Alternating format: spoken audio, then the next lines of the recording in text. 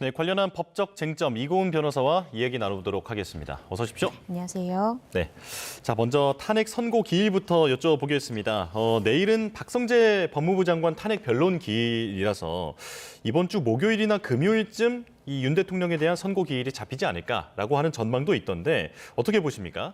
네, 사실 예를 들어서 오늘 선고기일이 지정된다라고 하면 이전에 최재 감사원장의 이 선고기일 지정의 선례나 여러 가지를 살펴봤을 때 보통은 선고기일 2, 3일 전에 지정하는 선례가 있습니다. 그렇다라고 한다면 오늘 지정이 되더라도 수목금이 될 가능성이 굉장히 높겠죠. 그래서 이번 주에 윤 대통령에 대한 선고기일이 나온다면 이번 주 후반부가 될 가능성이 높다라는 분석들이 나오고 있고 저도 공감을 하고 있고요. 또 내일은 박성재 법무부 장관의 변론기일이 있기 때문에 이 변론기일과 또 윤 대통령의 선고기일을 같은 날 하기는 헌재 재판관들이 굉장히 부담이 될 것입니다. 예. 아직까지도 평의가 계속되고 있다라는 또 일각의 보도들도 나오고 있는데요. 이런 상황에서 윤 대통령에 대한 선고는 사회적 파장이 만만치 않을 겁니다.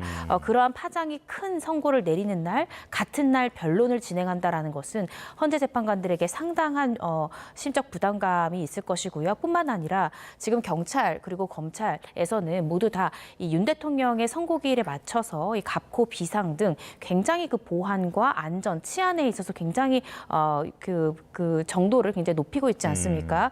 따라서 윤 대통령에 대한 선고기일이 있는 날에는 다른 변론기일을 하는 가능성보다는 선고 즉시 재판관들이 헌재를 떠날 가능성이 좀 높다고 생각이 듭니다. 예. 그래서 변론기일까지 동시에 이루어질 가능성이 좀 적다라는 점 여러 가지를 고려할 때 만약에 이번 주에 윤 대통령에 대한 선고가 나온다면 후반부가 되지 않을까라고 조심스럽게 예측을 해봅니다. 예, 이렇게 헌재 고심이 길어지다 보니까 또 새로운 전망도 나왔는데요.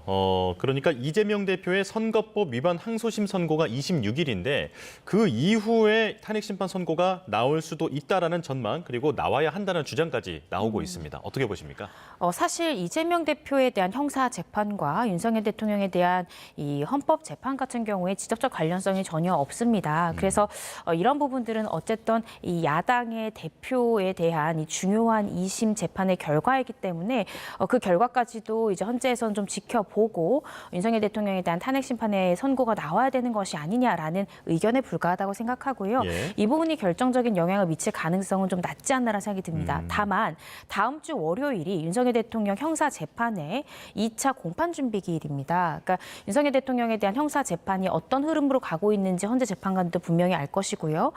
윤석열 대통령이 이전에 이 구속 취소 신문 기일과 헌재 재판 기일이 이제 겹쳤을 때 그 부분에 대해서 이동 동선에 있어서 문제가 없도록 헌재 재판관들이 시간을 변경해 준 바가 있기 때문에 예. 제가 조심스럽게 추측을 해보자면 적어도 다음 주 월요일 윤석열 대통령에 대한 이 형사 준비 기일이 있는 이날은 선고가 이루어지지 않지 않을까 싶습니다. 왜냐하면 만약에 또 같은 날 잡혔을 경우에 또 절차의 정당성이랄지 또 피고인의 방어권이랄지 또 피청구인의 방어권 여러 가지의 또 논란을 살 수 있기 때문에 헌재 재판관들도 선고기일을 지정함에 있어서 가장 그런 절차적인 어떤 시비에 휘말리지 않는 선택지를 선택할 가능성이 있어서 이번 주 후반대 아니면 다음 주도 후반부가 될 가능성이 높지 않을까라는 생각이 듭니다. 예. 자, 지금 계속 전망만 난무하고 있는 상황인데 변호사님께서 보시기에는 이 탄핵 심판이 지금 어디까지 왔을 것으로 보십니까? 일각에서는 이미 결정문을 써뒀다라고 하는 그런 추측성 보도도 있긴 하거든요. 네, 그 헌재 재판관들이 결정문을 작성할 때 재판관들이 직접 초안을 쓰는 것이 아니라 이 재판 연구원들이 초안을 작성합니다. 예. 그리고 이전 선례에 비추어 보면 TF팀이 이 탄핵 심판을 인용하는 TF팀과 기각을 하는 TF팀으로 나눠져서 두 가지 안에 대해서 함께 작성을 시키고 마지막에 판결 결과에 따라서 한쪽을 선택한 다음에 초안을 재판관들이 다듬는 순서로 나아갔거든요.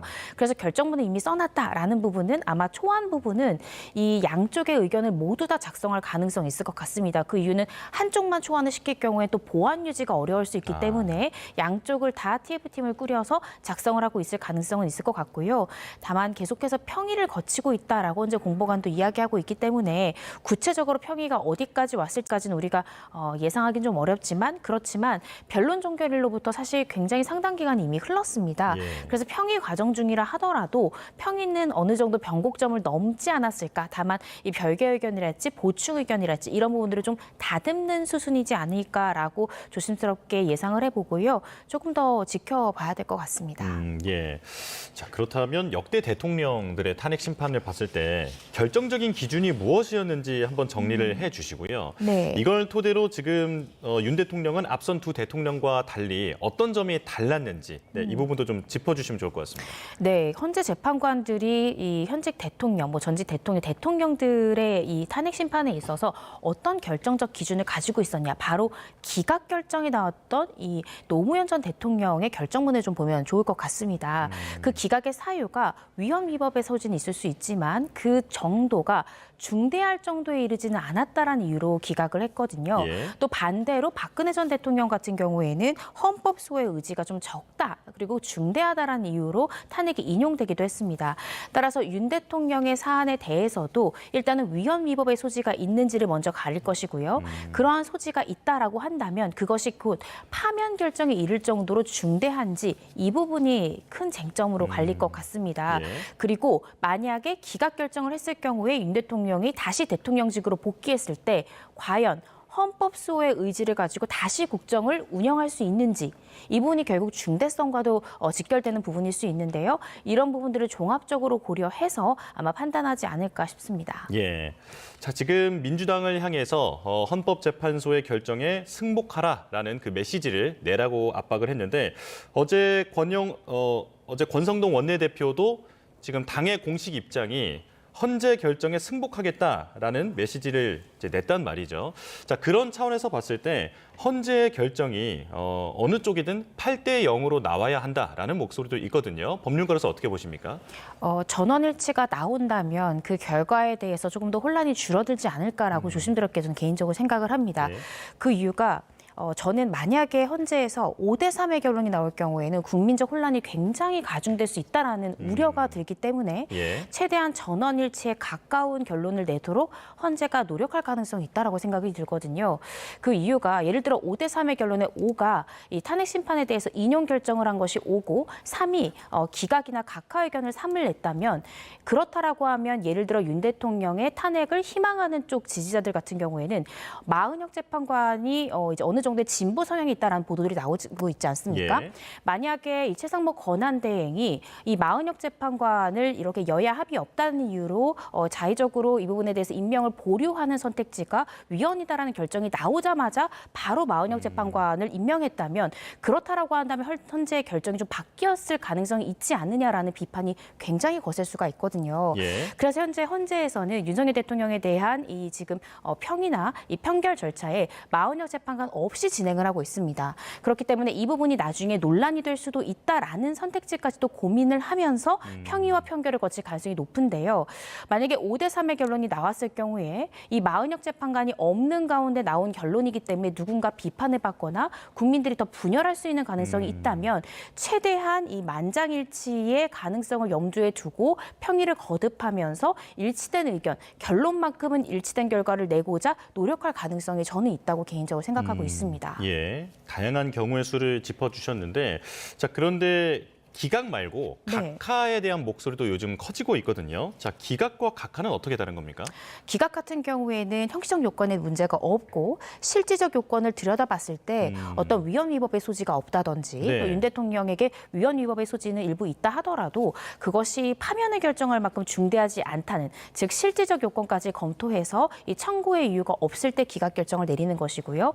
반면 각하 같은 경우에는 이런 실질적인 판단까지 나아가지 않고 형식적 요건을 탈락이 될 때 각하 결정을 내립니다.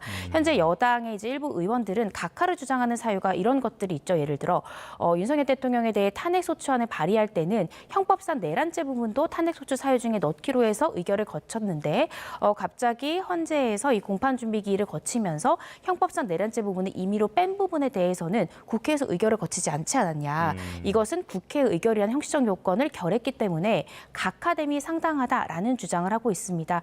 즉 각하 같은 경우에는 형식적 요건 자체가 없을 때 본안까지도 나아가지 않는 이 형식적 판단이다라고 이해하시면 될 것 같습니다. 네. 자, 이제 내란 중요 임무 종사자들의 재판 얘기도 짚어보겠습니다. 조금 전에 리포트로 전해드린 대로 오늘 재판이 본격적으로 시작이 되는데요. 자, 피고인들의 재판이 병합되긴 했지만 군과 경찰 이렇게 나눠서 재판부가 진행을 하더라고요. 그 이유부터 짚어주실까요?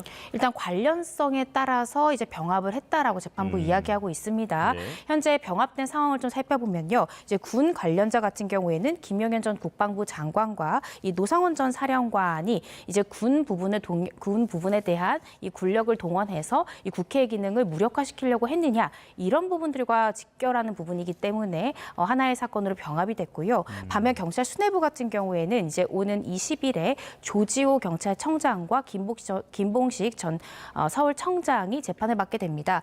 경찰력을 동원해서 국회 외곽을 봉쇄하려는 시도가 있었는지 이 같은 쟁점을 가지기 때문에 그 쟁점의 관련성별로 사건을 병합시킨 것이 아닌가 싶습니다. 네. 자, 병합 얘기는 이제 윤 대통령 사건도 함께 병합되느냐 이 부분이 지금 가장 주목을 받는 것 같은데요. 오는 24일에 2차 공판 준비 기일 때 결정이 된다고요? 네, 그렇습니다. 저도 지금 주목하고 있는 부분이 과연 윤석열 대통령의 사건이 병합이 될 것인가. 만약 예. 병합이 된다면 김용현 전 장관과 아마 노상원 전 사령관 사건과 병합될 가능성이 크거든요. 예. 경찰의 부분보다는 김용현 전 장관이나 노상원 전 사령관이 이런 내란 부분에 대한 공모를 함께 했냐. 또 여러 가지의 쟁점이 겹치기 때문에 만약 병합이 된다면 김용현 전 장관 사건에 병합될 가능성이 있습니다. 예. 병합이 되는 것이 왜 중요하냐면 지금 윤석열 대통령을 제외한 김용현 전 장관과 노상원 전 사령관 등은 지금 현재 구속된 상태이거든요. 그런데 윤석열 대통령은 불구속된 상태이기 때문에 6개월이라는 구속기간의 제한을 받지 않습니다. 그래서 구속된 인원과 함께 병합이 됐을 때는 6개월이라는 굉장히 빠른 시간 내에 형사재판이 마무리될 가능성이 있어서 과연 병합이 되느냐 아니면 윤석열 대통령은 불구속 상태이기 때문에 병합되지 않을 경우에는 재판이 굉장히 장기화될 수 있거든요. 예. 그래서 지금 병합 여부가 어떻게 생각하면 24일 2차 공판 준비 기일에서는 굉장히 중요한 부분이라고 생각이 들고요. 아마 2차 공판 준비기일 때 윤 대통령 측에서는 기록을 모두 검토해서 증거에 대한 의견까지 밝힐 가능성이 높습니다. 예. 대부분의 증인들에 대해서 아마 증거 부동의를 할 것으로 예상이 되고요. 그럴 경우엔 증인들이 상당 부분 많이 나와야 되는 상황이기 때문에 재판부 입장에서도 병합을 통해서 최대한 빠르게 진행을 해야 되는 그런 선택지를 선택할 가능성이 좀 더 높지 않을까라고 조심스럽게 추측을 해봅니다. 예. 자, 마지막으로 석방된 윤석열 대통령 옆을 지금 계속 김성훈 경호 차장이 지키고 있는 중이거든요. 경찰이 지금 구속영장 청구가 타당하다라는 결론이 나와 있는 상황에서도 경찰이 지금 영장을 신청하지 않고 있는데 계속 미뤄지는 이유는 뭐라고 보십니까? 아마 영장 이제 재신청이지 않습니까? 그렇기 때문에 여러 가지 이유를 좀 가다듬고 있을 가능성도 있고요. 또 그 사이에 변동사항이 생겼죠. 바로 윤석열 대통령이 구속 취소됐다라는 변동사항이 생겼습니다. 이것까지도 함께 고려를 해서 윤석열 대통령이 지금 일상생활을 하고 불구속 상태를 유지하는 상황에서 김성훈 이 경호 차장이 그대로 윤석열 대통령과 함께 했을 때 과연 증거인멸의 우려가 더 높아졌느냐, 더 낮아졌느냐 이 부분에 대해서 고심하고 있을 가능성이 있고요. 이 부분에 대한 고심 끝에 만약에 이 구속 사유가 조금 더 짙어졌다라고 판단이 된다면 다시 재신청할 가능성은 있을 것 같습니다. 네, 알겠습니다. 여기까지 말씀 나누겠습니다. 이고은 변호사와 함께했습니다. 고맙습니다.